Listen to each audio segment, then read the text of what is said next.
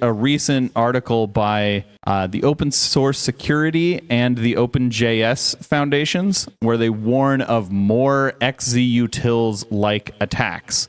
Yeah, that's called negging. The pickup artists and men's rights activists are familiar with that. It's way easier to manipulate people than it is to break into systems now, because there's so much riding on these projects that essentially the people who have power within the organization need to learn tradecraft, like they're on an episode of Burn Notice. But that's like kind of what's going on. Yep. Google releases a new JPEG compression library that takes some lessons from JPEG XL. Thanks, Google. That's awesome. I don't think most people are going to notice it. I think it's just going to make maybe the web like a nicer place to be. People complain about like JPEG artifacts all the time, and they'll like show an image to me and like, look at all these artifacts. I'm like, I can't see them. Hello, and how the tech are you?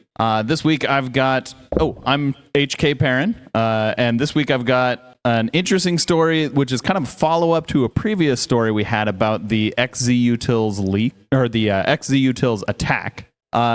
This is a recent article by the Open Source Security and the OpenJS foundations where they warn of more XZ Utils-like attacks. In a series of emails eerily reminiscent of the XZ Utils social engineering takeover, the OpenJS Foundation Cross-Project Council was pushed to give maintainership of one of their libraries to an unknown and possibly malicious actor. The Open Source Security Foundation published some guidelines on how maintainers like me can better protect their projects from these kinds of attacks.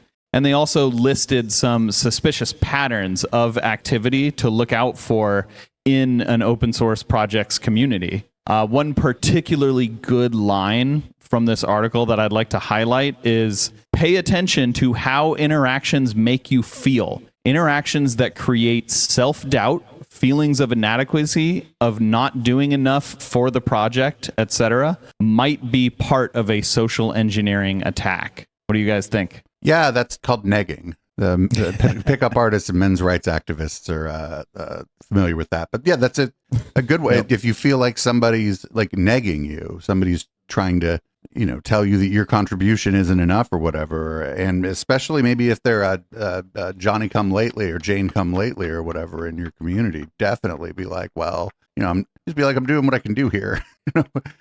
Yeah, one of the other things they say in this article is to watch out for like if these kinds of pushes for like maintainership are backed by other accounts that haven't really had a lot of interaction in the community, because those are probably sock puppet accounts, just like they were with the XZ Utils library. Yeah, it's just it's like it's way easier to manipulate people than it is to break into systems. So of course the line of attack, be it, for you as an individual, if you're just going to get your stuff owned via, some method, nobody's hacking into your computer. They're going to trick you. And that's what's that. And, nobody's, it's pretty hard to like hack into somebody's repository and do bad stuff with what's in there. But it's much easier to get somebody to open the door for you by you saying that you can help, and that if you can convince them that they're not doing enough and oh boy, do they need your help. Oh yeah, you are certainly in a position to do some damage there, because you've even got the project maintainer in a state of self-doubt, to where even if they see something they think is wrong, they may even doubt themselves at this point because you've convinced them they're not doing enough for the project, or maybe they've done social engineering within your organization, sort of to get people to start distrusting each other even. It might be another good thing for people to look out for is just sort of people who go in to try to create chaos or dissension or mistrust within your community. This isn't even necessarily just for your open source community, but anything from like your activist community to your knitting club. Somebody shows up and starts trying to make trouble and cause conflict. You might want to keep your eyes open. There's a way in which I've been for over a year, much to the detriment of my mental health, covering a story like that within an activist community. And so it's, just keep your eye out for change. Keep your eye out Yeah, for the kind of people that interpersonal are- change in your organization, especially if it's like if it's a charitable because these open source foundations are generally charitable organizations too. Nobody's there trying to get rich or whatever. If somebody's sowing dissension among the ranks at your corporate job, well, yeah, that's just an asshole that works at your job. They're probably not trying to hack anybody. They're probably just trying to get a leg up and get more money or get more clout within the organization. But these are charities for the most part, or are, even if they're not charities, they the ethos is much more like a charity. And so there's, just watch out for jerks, because they might not just be jerks. They might be doing that for another reason.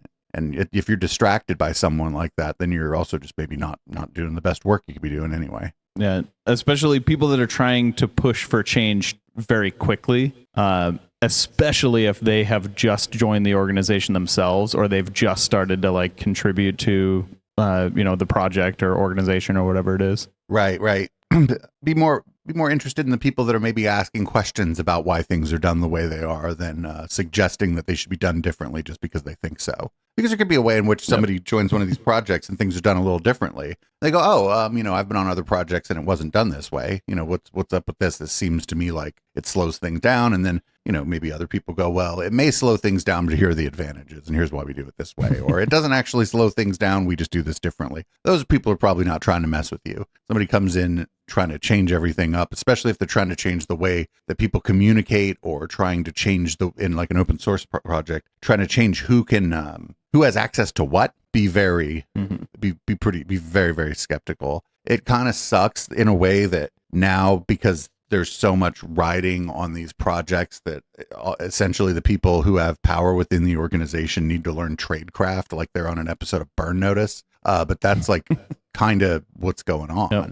You need to learn to spot Yeah, and that. I feel like the government, and they called this out in the article too, the government should do more to facilitate these kind of open source projects that are critical to our infrastructure. Yeah, but nobody's making tons of money on it. So like, unfortunately, the XZ Utils person, funny enough, couldn't hire a lobbyist. Yeah, I guarantee you someone's making a ton of money, but it's not the open source maintainers. Right, that's what I mean. Yeah. And the people making a ton of money, I mean, they are, lobbying the government, but not for open source. Yeah. Because they're just using it. I mean, I'm just using it too, but Can I ask a question here?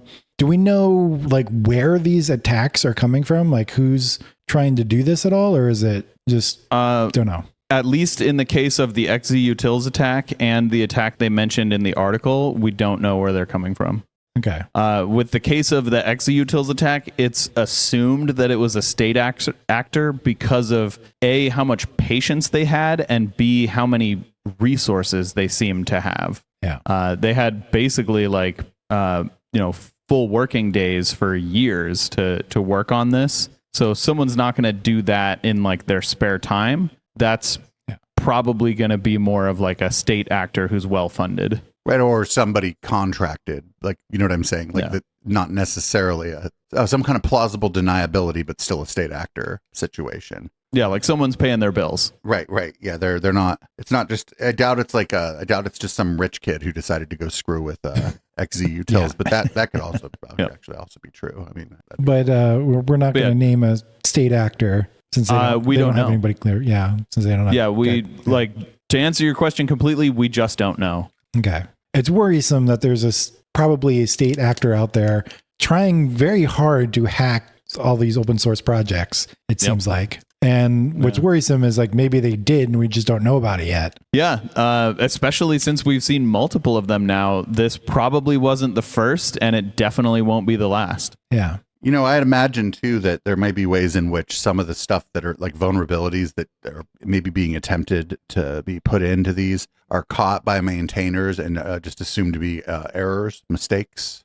Potentially, yeah. Because I think there's a lot of like in this community too, there's a lot of like a sort of, assuming the best of everyone, because people are willing to donate their time, in most cases. So I assume there's going to be a lot of like good faith among people, for lack of a better term. And certainly with my projects, I like when I get a pull request for one of my projects, I scrutinize the hell out of it. Like I don't just accept things, and I also if I do accept things, sometimes I'll completely rewrite the code that they wrote. So I'll accept their pull request and then I'll just rewrite the code and commit on top of that, just so that they get credit for having given that code, even though I rewrote it. Like they had the idea to write that in the first place. Right. So yeah, like it is hard being an open source maintainer because, you know, I take that kind of care with my projects because they're passion projects that don't have deadlines. But a lot of these projects, they do have deadlines, or they're, you know, there's outside pressure that's much greater than mine. You know, I get some users asking like, hey, when is this going to be ready? But it's not like, you know, I'm hounded by like thousands of users. Or so yeah. You're not hounded by, you know, mega corporation C, who not only, you know, relies on your project, but also maybe is a large funder of your project that does allow you to hire developers. Yeah, Microsoft. There was a pretty notable bug report from Microsoft in the FFmpeg repository, where Microsoft basically said like, hey, we're using this in Microsoft Teams and there's this bug, fix it now. Wow. You could have just been like, hey, this is really important to you know, a project we're using, and this we think this bug requires some attention, which would be a better way to do that, actually. Yeah, software developers are not known for being nice, particularly in bug reports. Yep. Just so you know.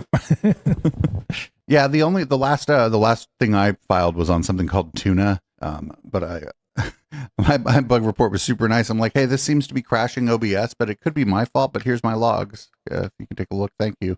Yep, that's the best kind of bug report. You have logs, you're kind about it, and you don't assume that the problem exists in the project. You're reporting something that's happening to you. Right. Yeah. Well, I know you have, if like OBS creates these log files, so I mean, and they're very easy to find. There's a thing in OBS that's like, grab the last log. So it shows you where it is. It's like, here it is. And so that's yeah. And I mean, yeah, I rely on this stuff all the time. There would be no reason to be like, I don't understand why people would be rude in a bug report on an open source project. Anyway, what do you I've got had next? people be like pretty rude to me, and usually I'll snap back in a like not an offensive way, but I'll basically say like, hey, you're getting this for free. Maybe come in here with a better attitude, you know, something like that. Or since you were so nice, I'll get right on it. Oh, that would be great. I'm definitely going to use that next time. Because you might. And then just close it as won't fix. What do you got next? All right. My next story is Google releases a new JPEG compression library that takes some lessons from JPEG XL.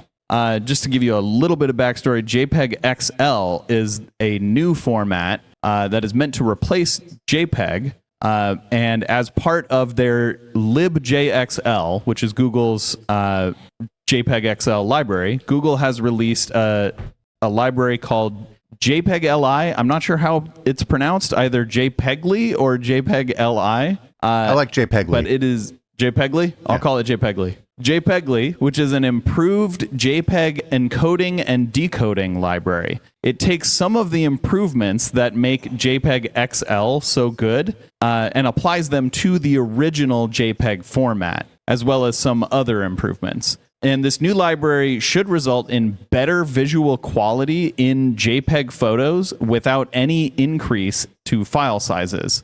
So that means it can be read by anything that can view JPEGs, but it will actually be smaller than other libraries have encoded it. And as a final note, I want to say thanks, Google. That's awesome. What do you guys think? Yeah, great. I mean, this is going to be a lot of fun because, I don't know, I don't think most people are going to notice it. I think it's just going to make maybe the web like a nicer place to be, like over time, right? We're not going to, this isn't going to like, boom, now the pictures look good, right? Like, I don't think that's yeah. There's kind of like a balance they're trying to strike, I think, here between like, you've got JPEG XL, which is objectively better than JPEG. Like Google was trying to push for WebP for a while, which WebP, like it was better compression than JPEG, but a lot of people said that the visual quality of a WebP image was not the same as a JPEG and was like worse.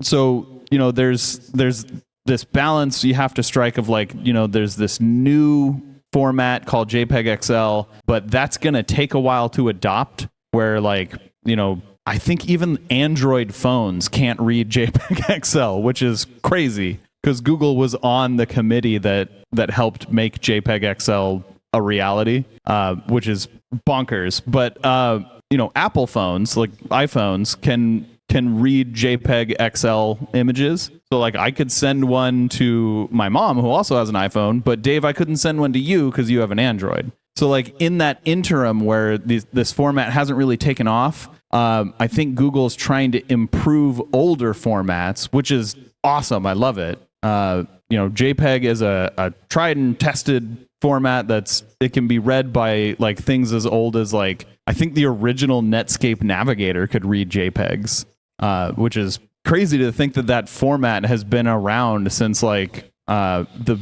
very early days of the web. So yeah, I think improving that format is definitely a good step towards, improving the web overall. So I gotta ask: is the proper pronunciation for JPEG XL JPEG XL? Yes, JPEG XL. Yeah. The XL, by the way, doesn't stand for extra large. I can't remember what it stands for, but it's not extra large, and that made me so sad. Extra lean? Extra lean. I can look it up real quick. If it was extra large, that would be bad because that would be like we were bad compression, right? Right. Is it for extra layers? So it comes from, the X comes from part of the name of several JPEG standards since 2000, including JPEG XT, JPEG XR, and JPEG XS, and L for long term. Okay. Meaning like the intention was that this format was going to be a long-term replacement to JPEG. So yeah, I'm sad that it doesn't stand for JPEG extra large. We can pretend, HK. Nobody's going to be. That's true. Yeah. We could just say it. Yeah. If enough people say it, it's true, right? Right. That's how it works. That's how it works. Like, and it's inconsequential too. So you know what I mean? Because it's not going to change the way your computer works just because you don't know that it's not extra large, extra lavish. Extra lavish. Yeah. Yeah. Or maybe it's just got better purples and it's just extra lavender. So I don't know. Like people complain about like JPEG artifacts all the time, and they'll like show an image to me and like, look at all these artifacts. I'm like, I can't see them. What are you guys talking about so often? So I don't know if that means that I'm just not that detail oriented, or I just need to get my eyes checked. I don't know. One of the two. JPEG artifacts are like, they're easy to see when the compression is set, like the quality of it is set real low. Yeah. But when you've got like a 95 quality, the quality goes from, I think it's like 50 to 100, or like 55 or something. It's some weird number. It's not 0. But down towards the lower end, it's real easy to see the artifacts. But like when you're talking about ones in like that 90 to 95, those artifacts are like barely perceptible to humans. You'd have to have such a well-trained eye to perceive them at all. Yeah, and I think most programs default to like 95. Yeah, that's quality. 90 or 95 has been my experience. Yeah. Yeah. Yep. I use pings now, PNGs, for a lot of stuff because I need transparencies on like everything I do now. So JPEG XL supports transparency. Very good. That's good. That's great. Fourth wall, start supporting JPEG XL. Well, so PNG is great because it's a lossless format. So if you're trying to send something that's going to be printed in a large, like printed on like a poster, or a T-shirt or something, which a large format. Yeah, large format. You want to use something that's lossless so that what you're getting out of your image software is what the person receiving it will view. So you wouldn't want to use JPEG XL for something like that. Nope. But for like a photograph, if you're trying to share a photograph, or if you're trying to, send something, like send a proof, certainly JPEG XL, you could use that. When we used to print rave flyers, the place that we went, you had to send them vectors. Vectors are great because you can scale that up to the size of the universe and it'll still look good. Assuming that you've done a good job with the vectors. Yeah, true. Yeah, some vector formats let you embed raster formats in them. Yeah. So it's like you can have an SVG that has a JPEG in it, and then you scale it up, and it just looks terrible. Right. Yeah. It's like those like scanners where people like will scan documents and like send you a PDF, but that PDF is just like the image embedded in the PDF. It's just a JPEG. Yep. Oh wow, we should do a whole episode about image formats sometime. Not an informative episode, just riffing on them, right? Like we don't down. We don't want to give anybody any useful information about image formats or anything. I could talk about this subject for hours. I used to Like, not you don't know care the that can much. of worms you're opening, Dave. I used to not care that much about this, but now I could probably talk about this the same way I can talk about like audio formats, right? Like We could have 3 segments, one for image formats, one for audio formats, and one for video formats. but do no research. Oh, we got to do another segment on container formats too, though. Oh yeah. That's just as important. This has been How the Tech Are You? It is our weekly tech show from Echoplex Media. You can visit our website, echoplexmedia.com, for more information about the broader project, and click the support tab. You could do things like buy a light to replace the one that went out that you might have noticed during the show. Yeah, have a great tech and week. You'll see videos and stuff right here.